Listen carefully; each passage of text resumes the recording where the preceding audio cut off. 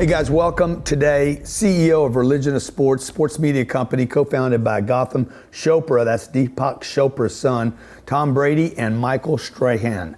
Religion of Sports produce content focused on single narrative, why sports matter. Been involved with McGregor, Maine in the Arena, Shut Up and Dribble with LeBron James, Simon and Herself, Kobe Bryant's Muse on Showtime. This is going to be a great interview today. Company had received $50 million in funding in 2022. I cannot wait for this interview. Hey, Ameeth, how you doing? Good. How are you? Great to have you here today. Yeah, thanks for having me. Appreciate Yeah, where are you? I live in Dallas. I split my time between Dallas and LA. Our offices are in LA, like in the South Culver area. Yeah, I lived out there for years. So where are you now? I'm in Miami today. Okay, nice. Yeah, we moved here about before it was popular to move here. Right. Have you always lived here? I lived in Dallas. I've lived in Dallas for about the last 15 years. My daughter's 14, so we had her here, and then she's grown up. We've kind of school and so forth, and so I just do a lot of travel. Yeah, awesome. I got a 14-year-old too. We got to get them together sometime. That's right. Great. So, Ameeth, tell me about Religion of Sports. How did you guys come up with that concept? And I'm like, what motivated that? And then what are you doing in that space? Yeah, so Religion of Sports is my business partner is a guy named Gotham Chopra. He's Deepak Chopra's son, and so this actually is kind of his vision from growing up. He grew up in the world of spirituality. And he and I are both, first generation Americans. We both are the first ones born in America in our family. And he always says he assimilated into the U.S. through sports. That was his language. And when the first time he ever told me that, it resonated so strongly because same thing for me. I just grew up in Houston, but he was a Boston guy. And so he kind of grew up in this blend of spirituality and sports in his life as a kid. And then he became a content guy. He went to Columbia for undergrad. He was on camera first at Current, and then he became a filmmaker. And he made several films. One of the ones that stood out in about 10 years ago now was Kobe's movie Muse. So he made this documentary around Kobe Bryant. Wow. Coming back from injury. Yeah, and was that his first? It actually was. Was that his first production? No, he'd done several others before. He did one in India, a 30 for 30 on Sachin Tendulkar, who was a cricketer. He did a couple other docs, including one around his dad. And separately, parallel track kind of. I've been a business person my entire career. Graduated, college in the late '90s. Started a software business. Went to Columbia for business school. Met Gotham socially. And I worked in consulting and worked with bigger businesses. I worked at a family office where we would invest in businesses. And when Gotham started talking about this concept right after kind of Kobe and when he'd started, so he'd met also Michael Strahan and Tom Brady and pitched them on being executive producers on the show Religion of Sports. And really, to answer your question, Religion of Sports started as a show.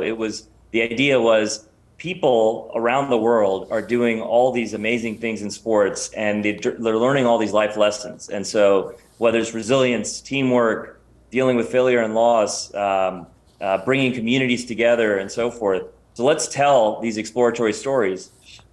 And so when Gotham and I started talking, we said, it was before a lot of this unscripted wave of more and more programming on TV had come out.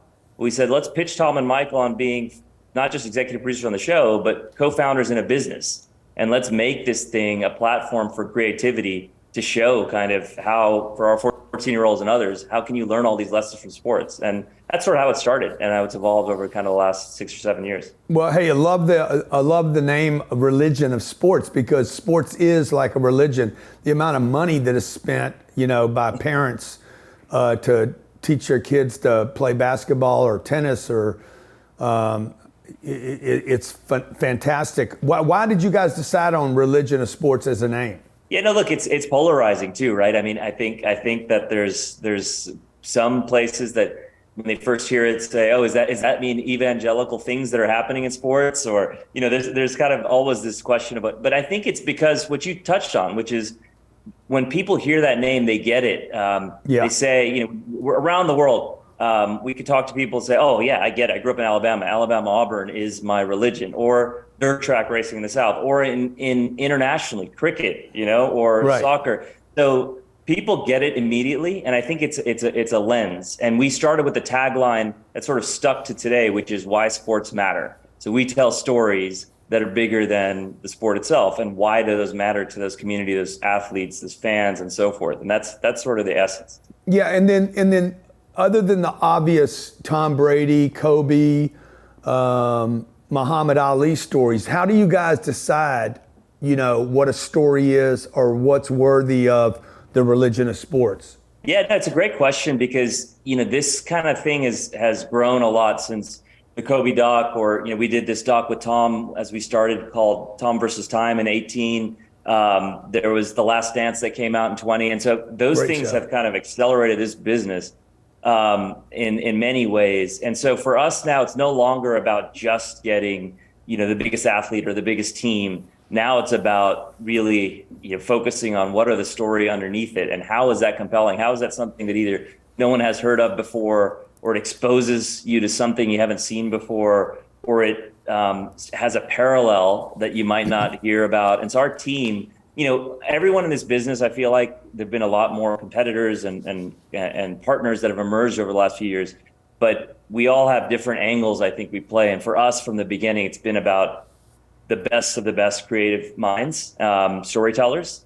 And so that's what we've brought aboard. We've got great filmmakers, directors, storytellers, writers, and that's what we pride ourselves on. So exactly your question, how do we get underneath and evaluate things, with a very, very specific lens? I'm producing 8 shows right now. They're aspirational entrepreneurial shows. So it sounds like you guys got a lot of stuff grooved in that I haven't figured out yet. How do you, first of all, how many employees does the company have? Or do you guys contract most of that? We have about 55 full time, and then we do contract out a lot freelance up and down based on projects. So we have about 15 or so unscripted productions going at the moment. And so some of those will be full-time employees. 15. We have 15 unscripted productions going right now. And so those might be really big ones. Like we just launched one with Netflix around Conor McGregor that went for a few years. Or we announced one with, just aired actually Showtime on Wilt Chamberlain. Or and then there's some that are smaller too, that could be just 3-month brand type things that might happen for a small period of time. Yeah. So a couple questions. So when you do McGregor, like what do you have to pay to get McGregor to do that? Or do you just do it as a third party? I think I saw the McGregor story. What was that called? It was McGregor one season? Forever. Yeah. Yeah. McGregor Forever. Mm-hmm. So that did not look like it was a lot of new content on McGregor. Was that something that was shot in the past and you guys purchased, or how does that work? Yeah, so what we did is we came together. So all these deals have different structures, right? That one was one where Netflix had a point of view that guy is going to light up the universe, right? He's so polarizing, he's so well followed. And then we had been working with his team, and his team had been following around for, in particular, the last 4 or 5 years. And so we constructed a deal between us, Netflix, and him, where we, to your point, we would purchase that footage. We would get the guy had been following around as a co-director aboard. And then we would, on our team, have a creative group that's going to think about story. That's what this turned into.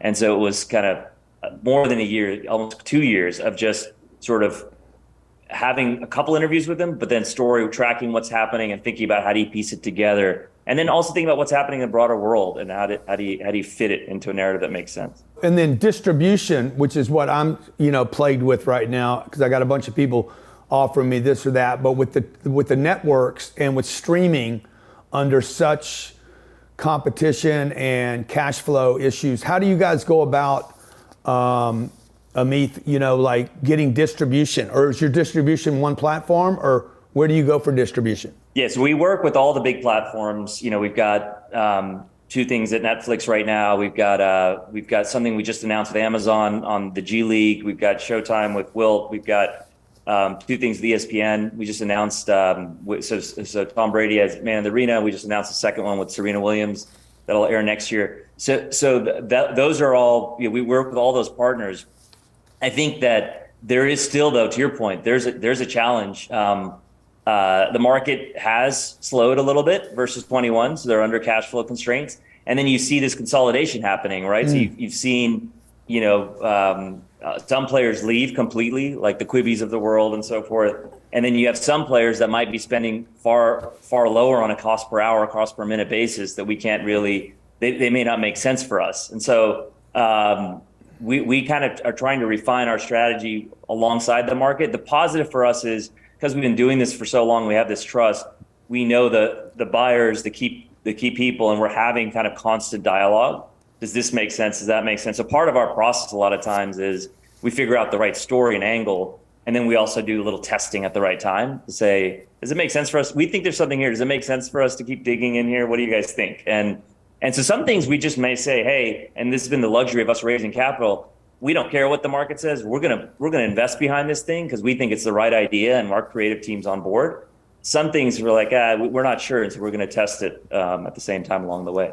Last year, you speaking of capital, raising capital, you raised what, 50 million in 2022? Right. Could you do that today? Would that happen today in 2023? You think? I think it would happen. I think it would happen potentially at worse terms, just to be completely candid. Right. And I think that it's actually really interesting. Our internal conversations at the board level have changed from 21, 22 to now, from growth to profitability. I don't think that's different from anyone else out there. And so the positive for us is we were never the focused tech app that was burning like crazy to hit a particular growth target and then think about profitability. We're a media business. We're a content business. Each thing generates value. So it's about us just moving levers around.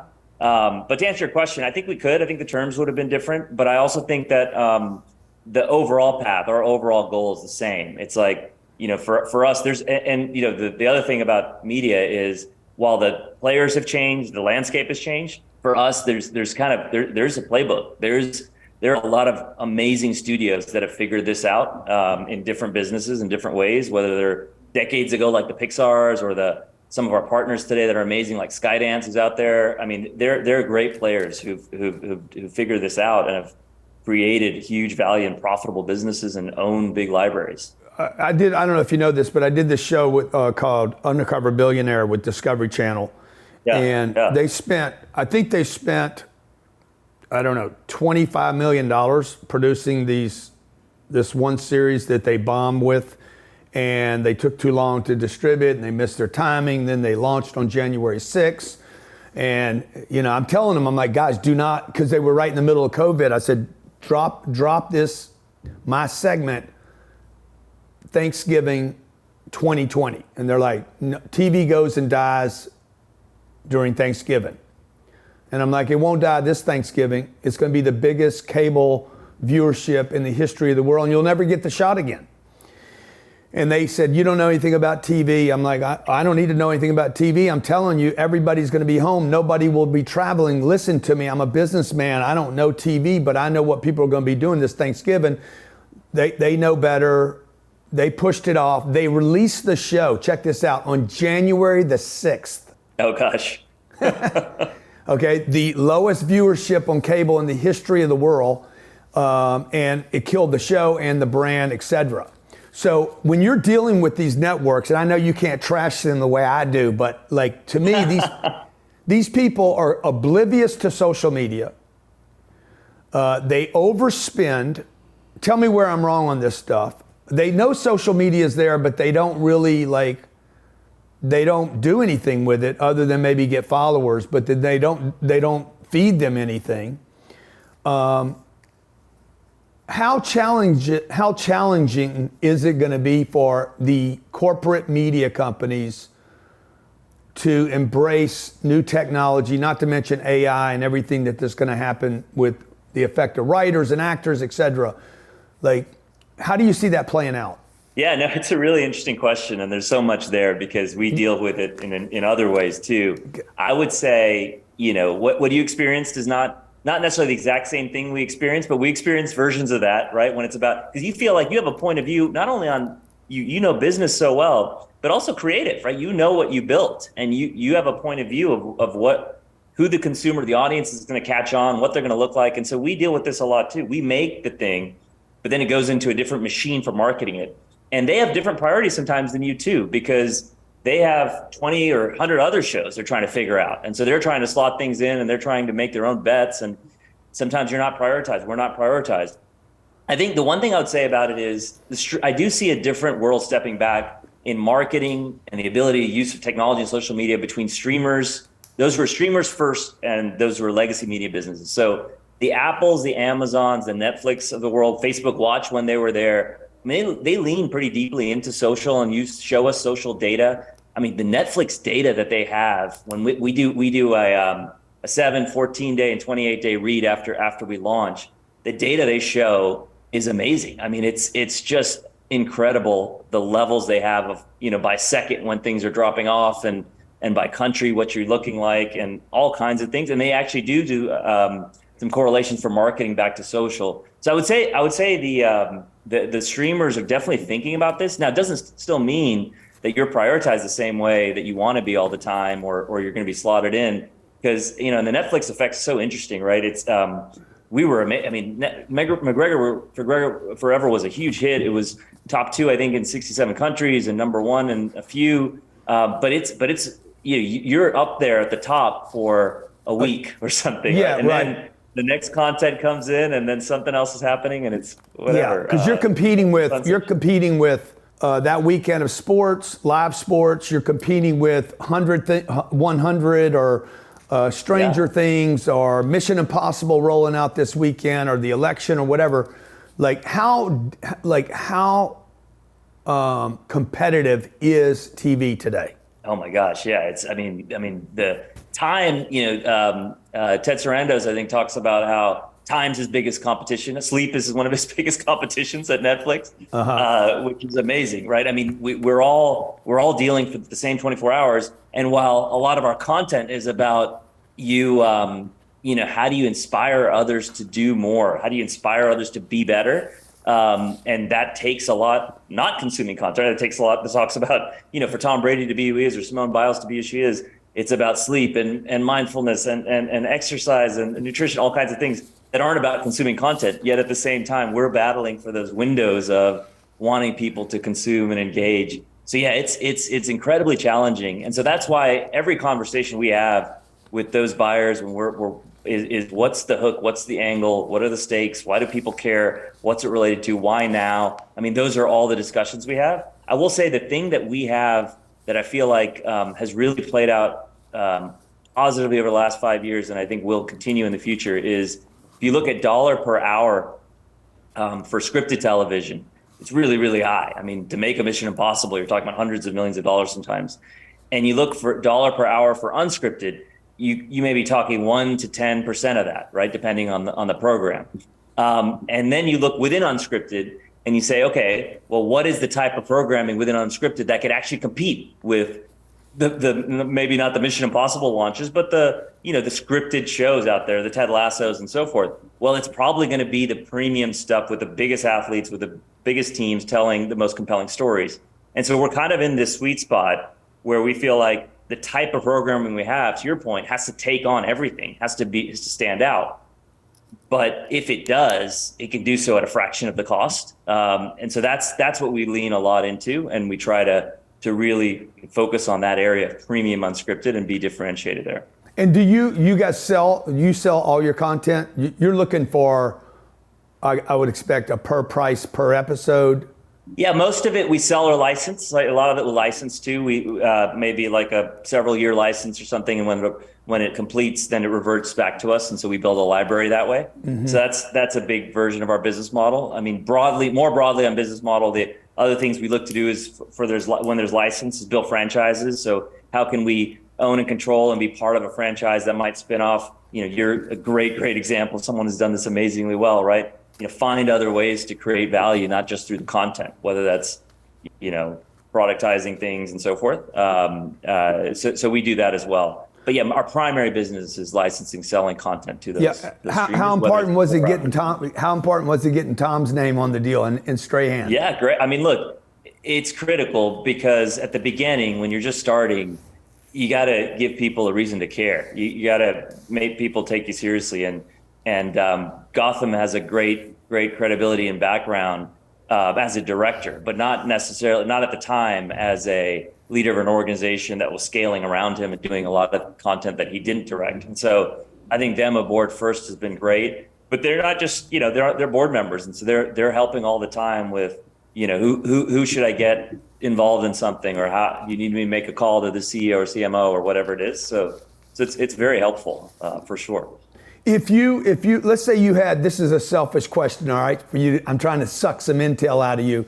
If you had 8 shows that were aspirational and you could fund them yourself, what distribution, streamers, or I guess if it's not a streamer, it's what's the other word for that? You talking about like a YouTube or a social media channel, like one of those things, or? Well, no, I mean, I guess. Oh, you mean like legacy networks? Legacy, would it be a? Well, they're all streaming though now at this point, right? Between Peacock and Paramount Plus and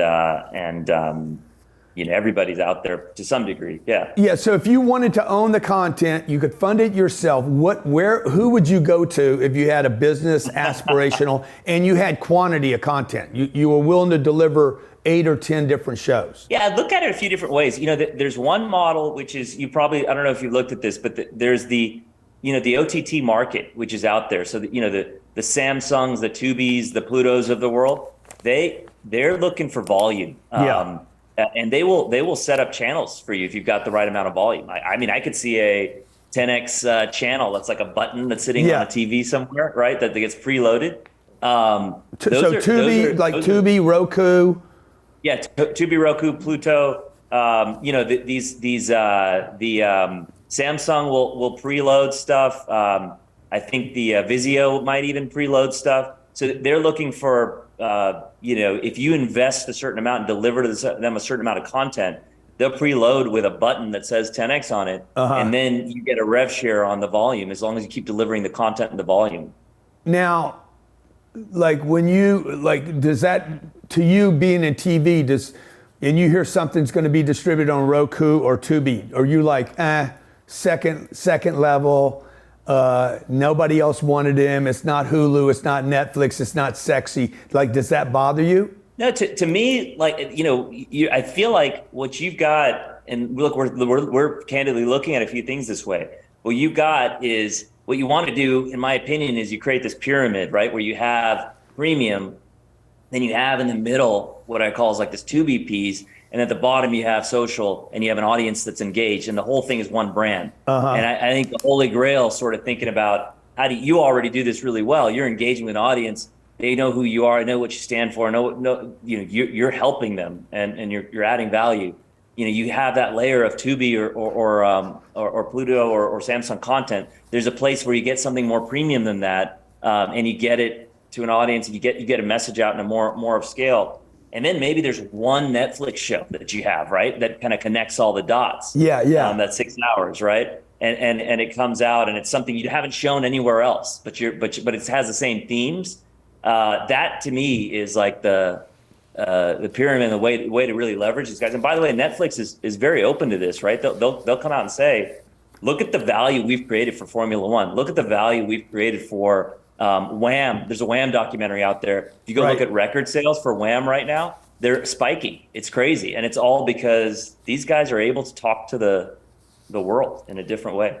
You used the term OTT. I just want to be sure the audience understands what that stands for. Yeah, it's over the top, and it's sort of this delivery mechanism, right? I mean, I guess everything in a way is over the top, but usually when people are talking about OTT, it's about building a channel that might sit on a Samsung or something like that you described. And then, Ameeth, I'm really curious and interested about what you guys are doing at Religion of Sports. I'm gonna get a meeting with you at some point when I'm in LA. That'd be awesome.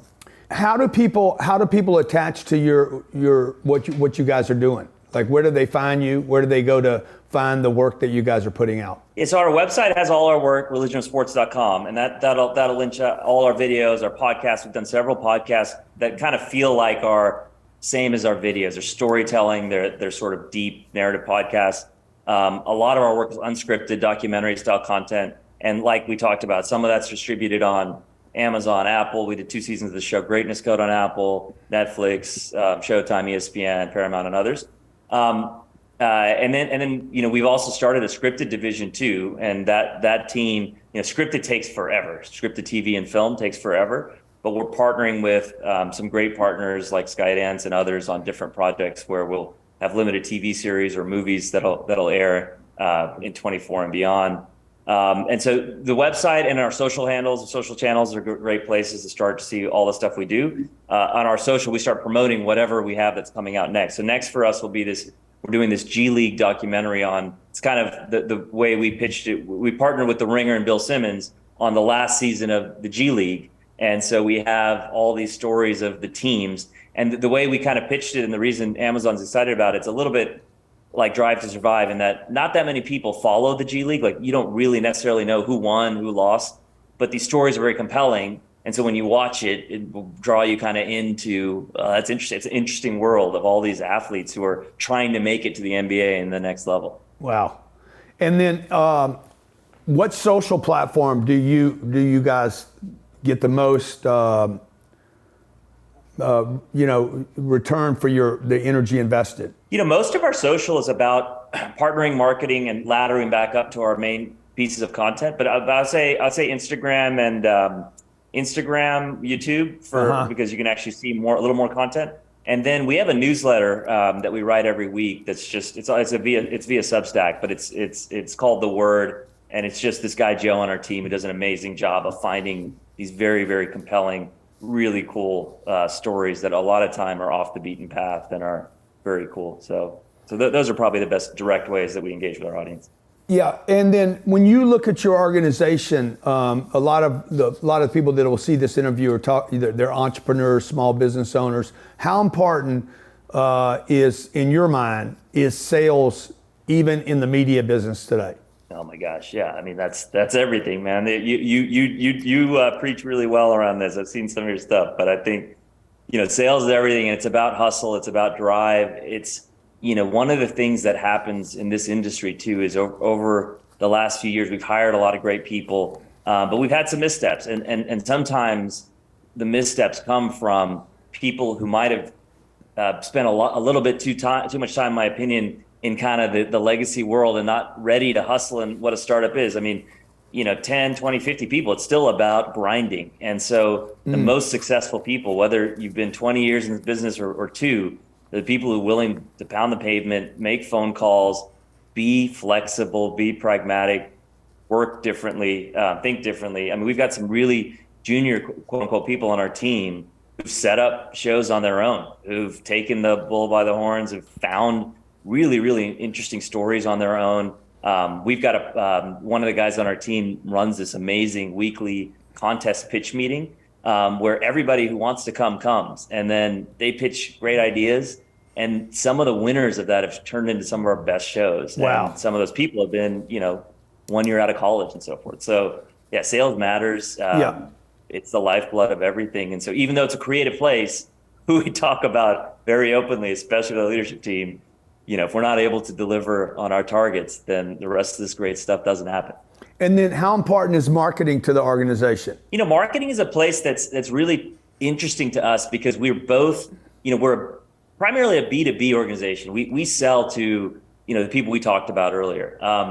But because it's media, meaning what? Apple, Amazon, Hulu. Yeah, Apple, Amazon's, Hulu's, Disney's, ESPN's, right. those people of the world. So who we really care about knowing us are those people who are buying or licensing content, and then also the athletes and teams, because we work a lot with the NBA or the NFL or the MLB or the F1 or whatever, the leagues, and then the athletes themselves. So we want them to have sort of this feeling that, those are the guys who are most creative, who are trusted, and so forth.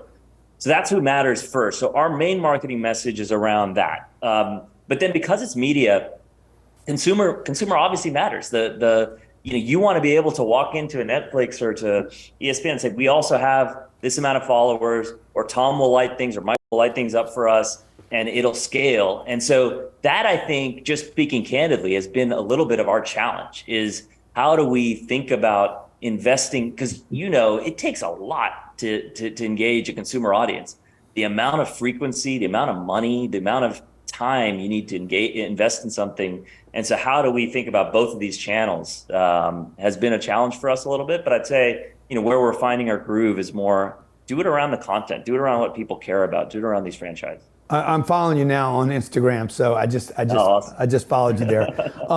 Thanks. Which one do you think is, like, if you had to pick one of these, like if there was a moment where somebody put a gun to your head and said sales or marketing, Ameeth, which one? You can only pick one. Which one would you pick? I think for us it has to be sales. I think it's got to be. I mean, look, well, the two are intertwined. You can't really really sell unless you know how you point towards what you've done in the past, you talk it up and so forth.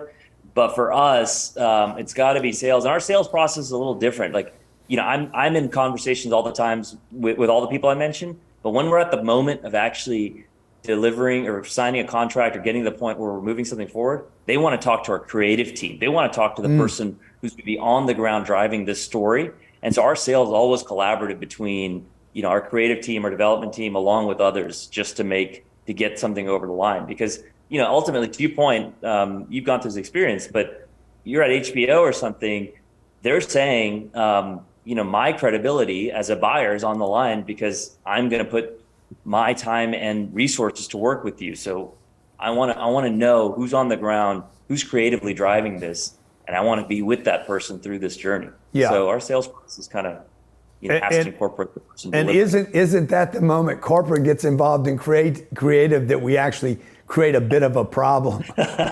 Well, sometimes, but I would say, the people that are the front line buying this premium content, a lot of times are ex-producers themselves. Yeah. So they're coming from this world. Yeah. They're the ones who are actually, I think, a lot of times conflicted, right? Because they're saying, well, shoot, I have this budget now constraint, or I have this, to your point, timing and window constraint. I got to figure out how do I get this great content to fit within this world that I'm trying to manage. Right.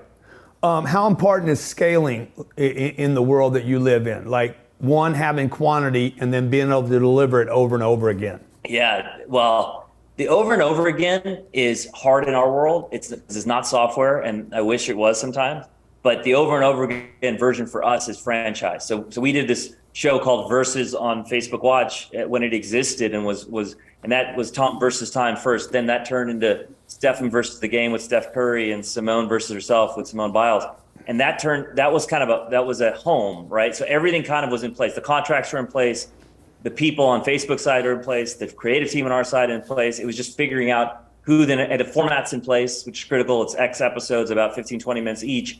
So that's great for us when we can do that. Greatness Code we did for 2 seasons on Apple, and in the arena is turning into now the 2nd season, hopefully many more with ESPN, Disney. So for us, scale turns into franchising, and then the next version of that is how much of that franchise and IP can we own, so we can do other things with that too. And now you turn into repeatability that way. So that's the way we think about scale and franchise. That's why. You talked about Mission Impossible earlier. We talked about Mission Impossible earlier. I mean, that thing, I don't know how, 21 or something franchise. How many movies now come across between everything? I mean, it's an amazing franchise, and that's a plug and play thing. And Tom Cruise has his deal, and it's amazing. And he owns that thing. So he's like, I'm not giving this away to anybody. This is gonna be my baby.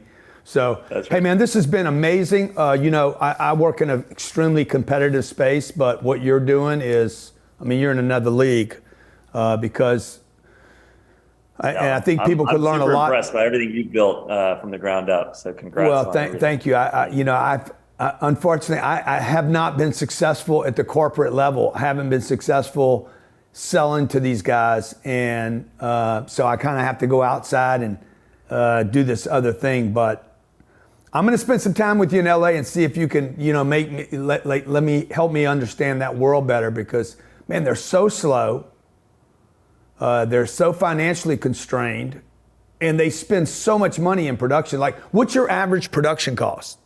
Do you guys have that to a science? Like what? Yeah. There's, you could talk about, there's lower end production on unscripted I mentioned, right? That could be few $100,000 an hour and then you could be talking unscripted $1-2 million even an hour, just depending on what it is. And so to your point, yeah, it's not cheap. And then you start talking about scripted, as I mentioned, you're talking about far, far higher numbers. Yeah, and then the amount of waste, in the system. Yeah, I mean, people talk about, you raised the question earlier. You said, what's it look like with all these guys cutting budgets and so forth? Netflix spent $29 billion, I think was the number in 22 on content, $29 billion on new content. So them cutting, I think this year, the latest estimates, I'm going to be directionally right, but specifically wrong here, but I think it's going to be somewhere in the $15-17 billion range. So, I mean, you're still talking about billions of dollars. So for us as a relatively smaller business, just like go execute. The market's there. We just got to go. We got to go take our share of it.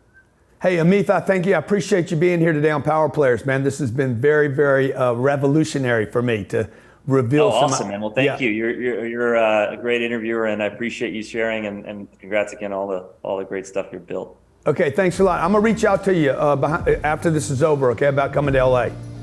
That sounds great. Thanks, Grant. All right, man. Thanks a lot.